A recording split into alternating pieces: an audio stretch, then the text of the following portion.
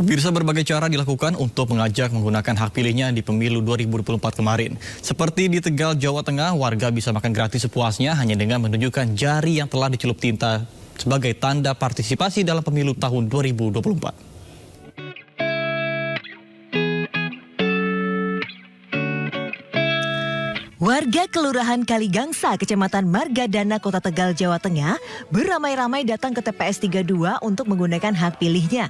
Tapi yang unik, usai mencoblos, mereka bisa langsung menyantap makanan ala warung Tegal, warteg yang sudah disiapkan secara gratis. Warga bisa menikmati ragam menu masakan sepuasnya. Mereka pun dilayani para petugas KPPS yang menggunakan kostum pelayan warteg lengkap dengan topi koki. Pengelola warteg sengaja menyiapkan makanan untuk para pemilih di TPS 32 tersebut sebanyak 300 porsi sebagai bentuk kepedulian komunitas warteg serta menarik warga untuk menggunakan hak pilihnya.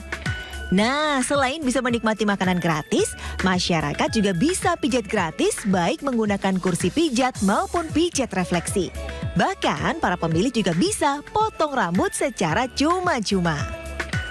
Di Kecamatan Cerme, Kabupaten Gresik, Jawa Timur, warga antusias menyalurkan hak pilihnya di salah satu TPS di Desa Cermelor.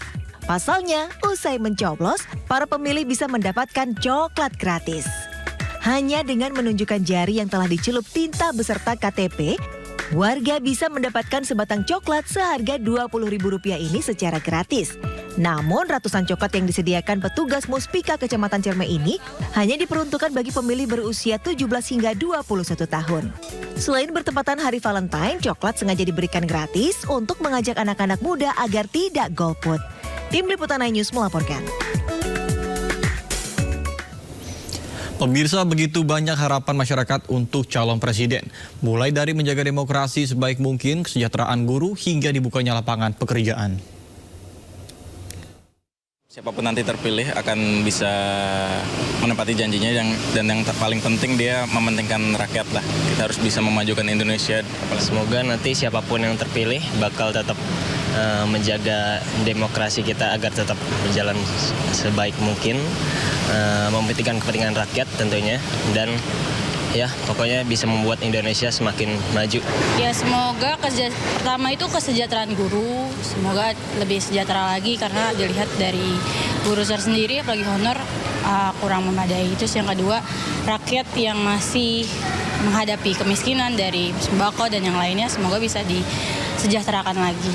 Dan untuk disabilitas juga sarana dan prasarananya lebih diperbanyak lagi di seluruh Indonesia, jangan hanya di Jakarta saja. Kami juga mewakili masyarakat kecil tentunya berharap dari dunia kerja yang sekarang ini terdengar juga bahwa sangat sulit untuk mencari pekerjaan dan di negara sendiri kami berharap bahwa nanti pemimpin yang terpilih bisa memberikan lapangan kerja.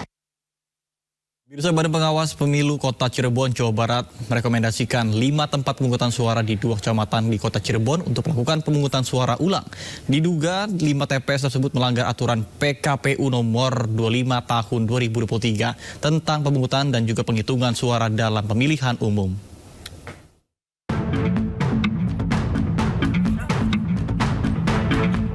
Lima tempat pemungutan suara atau TPS di 2 kecamatan di Kota Cirebon mendapatkan rekomendasi untuk dilakukan pemungutan suara ulang oleh Bawaslu Kota Cirebon.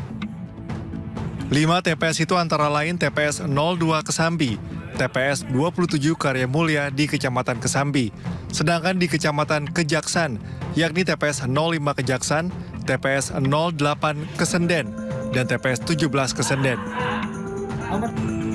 Kelima TPS di 2 kecamatan ini direkomendasikan untuk pemungutan suara ulang karena mendapatkan 11 orang yang tidak masuk daftar pemilih tetap atau DPT, daftar pemilih tambahan DPTB, maupun daftar pemilih khusus atau DPK. Dan di TPS 27 Karya Mulia ada 6 orang dengan kasus yang sama. Sedangkan di 3 TPS di wilayah Kecamatan Kejaksan, di masing-masing TPS ada 1 orang DPTB yang seharusnya hanya menerima dan mencoblos 1 surat suara, tetapi menerima dan mencoblos 5 surat suara. Lebih tepatnya di Kesambi, TPS 02 Kesambi, TPS 27 Karya Mulia. Adapun yang di Kejaksan di TPS 05 Kejaksan, TPS 08 Kesenden dan TPS 17 Kesenden. Bahwa ditemukan ada pemilih yang tidak memiliki hak pilih tetapi difasilitasi bisa memilih gitu ya. Dengan ada kelebihan gitu ya, mestinya hanya 1 itu diterima ke PWP tapi kemudian mendapatkan 5 dan tercoblos semua. Maka dalam hal tersebut gitu ya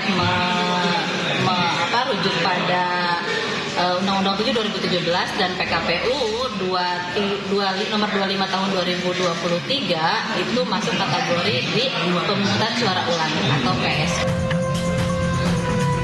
Sementara itu untuk pelaksanaan pemungutan suara ulang di 5 TPS ini direkomendasikan 10 hari setelah KPPS mendapatkan surat rekomendasi dari pihak Bawaslu.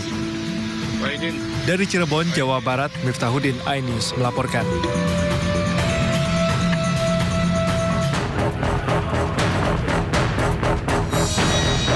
Badan Pengawas Pemilihan Umum Kota Surabaya merekomendasikan pemungutan suara ulang di 10 tempat pemungutan suara yang berada di Kota Surabaya. Rekomendasi pemungutan suara ulang dikeluarkan menyusul adanya temuan tertukarnya surat suara untuk calon legislatif tingkat tua atau DPRD Kota Surabaya di 8 TPS. 2 TPS lainnya ditemukan sejumlah pemilih yang tidak masuk dalam daftar pemilih tetap, daftar pemilih tambahan, dan daftar pemilih khusus. Jadwal pemungutan suara ulang akan kembali digelar 10 hari kalender sejak pemungutan suara awal. Tentang PSU, regulasi menetapkan jadwal paling lambat dilaksanakan PSU itu adalah 10 hari kalender sejak pemungutan suara. Artinya jika dihitung maka PSU itu paling lambat tanggal 24. 10 TPS yang bermasalah ditemukan di Kelurahan Asemrewo, Panukan Kulon, Banjar Sugihan, Balongsari, Duku Pakis, serta di Kecamatan Gayungan. Pemungutan suara ulang akan diberlakukan untuk pencoblosan surat suara calon presiden dan wakil presiden, calon legislatif DPR RI, provinsi dan kota, serta calon anggota DPD. Dari Surabaya, Juda Prawira, iNews melaporkan.